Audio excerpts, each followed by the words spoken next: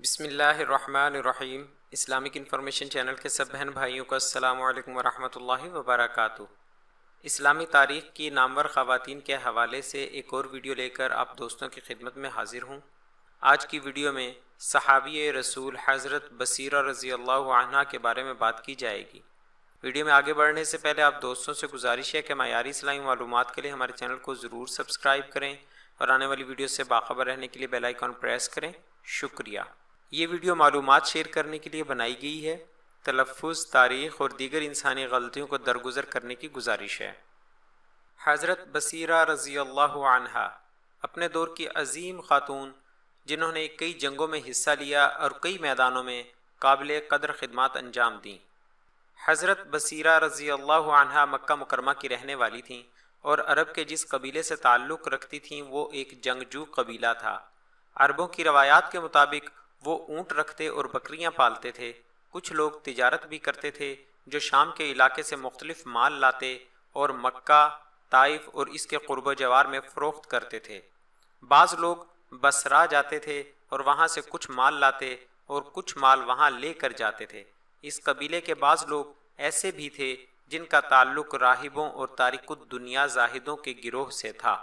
یہ راہب اس بات کے قائل اور مبلغ تھے کہ کتب الہی کے مطابق ایک ایسا نبی آنے والا ہے جو آخری نبی ہوگا۔ وہ سرزمین عرب میں پیدا ہوگا اور تھوڑے عرصے میں تمام مذہبوں کے متبعین پر غلبہ حاصل کر لے گا اور دنیا اس کی تابع فرمان ہو جائے گی۔ راہبوں کی یہ بات واپس آ کر یہ اپنے قبیلے کے لوگوں کو سناتے اور ایک آنے والے پیغمبر کے بارے میں تعجب و حیرانی کا اظہار کرتے۔ عرب قبائل میں قریش سب سے زوردار اور مرجع خلائق تھے۔ لوگ انہیں مستحق تعظیم گردانتے تھے اور ان کی بات مانتے تھے۔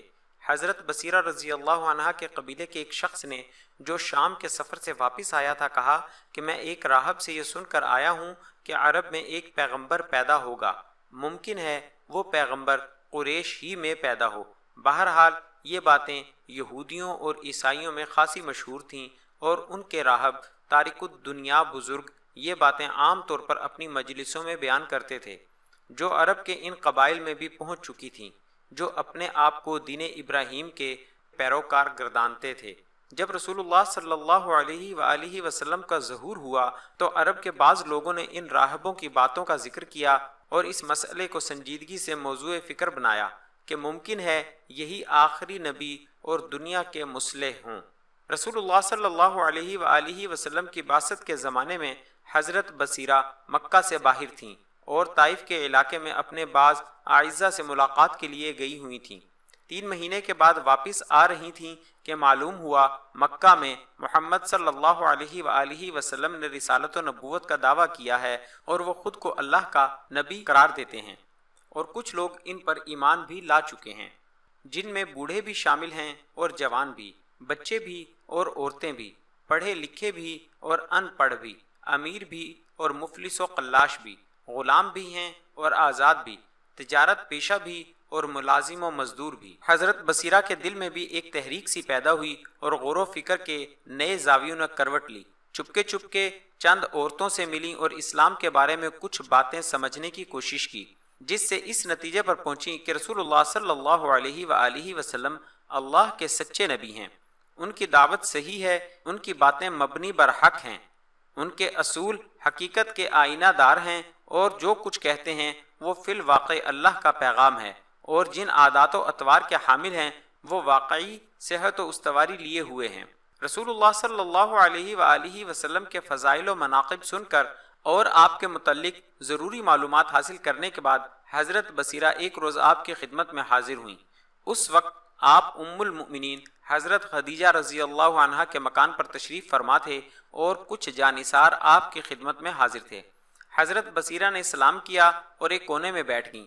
آپ صلی اللہ علیہ وآلہ وسلم نے ان کے آنے کا مقصد پوچھا تو عرض کیا چند باتیں دریافت کرنے کے لیے آئی ہوں۔ فرمایا کہو کیا کہنا چاہتی ہو؟ عرض کیا اسلام کیا ہے؟ فرمایا اللہ، اس کے فرشتے، اس کی کتابوں اور اس کے رسولوں کو سچا ماننے اور ان پر ایمان لانے کا نام اسلام ہے۔ کہا آپ لوگوں کو کیا تعلیم دیتے ہیں؟ فرمایا یہ کہ کسی پر ظلم نہ کرو، مظلوم کی مدد کرو، ہمسائے کی ضرورتیں پوری کرو، اپنے ہاتھ اور اپنی زبان سے کسی کو تکلیف نہ پہنچاؤ، جو چیز اپنے لیے پسند کرتے ہو وہ دوسروں کے لیے بھی پسند کرو، زبان قابو میں رکھو، سچ بولو، کسی پر اتہام نہ باندھو، خدا کو ایک مانو اور اس کے رسول کی تابعداری کرو۔ یہ چند سیدھی سادی اور صاف باتیں تھیں جو بصیرہ کے دل میں اتر گئیں اور وہ کلمہ شہادت پڑھ کر اسی وقت دائرہ اسلام میں داخل ہو گئیں۔ مسلمانوں کے لیے مکی زندگی آزمائش اور امتحان کی زندگی تھی۔ قبول اسلام کے بعد وہ باہر نکلیں تو حالات بالکل مختلف تھے اور لوگوں کی نظریں ان کے بارے میں بدلی ہوئی تھیں۔ لوگوں پر ان کا خاصا اثر تھا، مگر اب انہوں نے دیکھا کہ جو لوگ چند لمحے قبل مدحت سرائی اور رطب اللسان تھے اب یکا یک مذمت پر اتر آئے ہیں، اور جو معاون و مددگار تھے وہ دشمن اور در پہ آزار ہو گئے ہیں۔ گھر اور باہر کی فضا متغیر ہو گئی ہے اور چھوٹے سے لے کر بڑے تک سب کا لب و لہجہ تبدیل ہو گیا ہے۔ اب یہ اہل مکہ اور اپنے اعز و اقارب سب کے نزدیک اجنبی تھیں اور ان کا کوئی ہمدرد نہ تھا۔ گھر والوں نے روٹی پانی تک بند کر دیا اور شدید تکلیفیں دینا شروع کر دیں۔ ایک روز جب تمام رشتہ دار اور اہل محلہ ان کے ارد گرد جمع تھے اور انہیں مار پیٹ رہے تھے تو بولیں، کیا تم مجھے محض اس لیے تکلیفیں پہنچا رہے ہو کہ میں مسلمان ہو گئی ہوں؟ یاد رکھو اللہ ایک ہے، وہ وحدہ لا شریک ہے، اس کے پیغمبر برحق ہیں، محمد صلی اللہ علیہ وآلہ وسلم اس کے سچے رسول ہیں، ان کی اطاعت ہر شخص پر فرض ہے۔ میں صدق قلب سے ان کی اطاعت قبول کر چکی ہوں، اسلام میرے دل کی گہرائیوں میں اتر چکا ہے، مجھے دنیا کی کوئی طاقت اب اسلام کے دائرے سے باہر نہیں نکال سکتی۔ میں تمہارے ہاتھوں مر جانا قبول کر سکتی ہوں لیکن اسلام کی دولت کو اپنے ہاتھ سے نہیں جانے دوں گی۔ میں یہ برداشت کر سکتی ہوں کہ تم میرے ٹکڑے ٹکڑے کر دو، مجھے آگ میں جلا دو اور میری راکھ فضا میں اڑا دو، لیکن یہ ہرگز برداشت نہیں کر سکتی کہ توحید کی نعمت کو چھوڑ کر دوبارہ کفر و شرک کی آلودگیوں کو قبول کر لوں۔ میں نے اپنے ان کانوں سے محمد صلی اللہ علیہ وآلہ وسلم کی ارشادات عالیہ کو سنا ہے اور میری ان آنکھوں نے ان کو دیکھنے کا شرف حاصل کیا ہے۔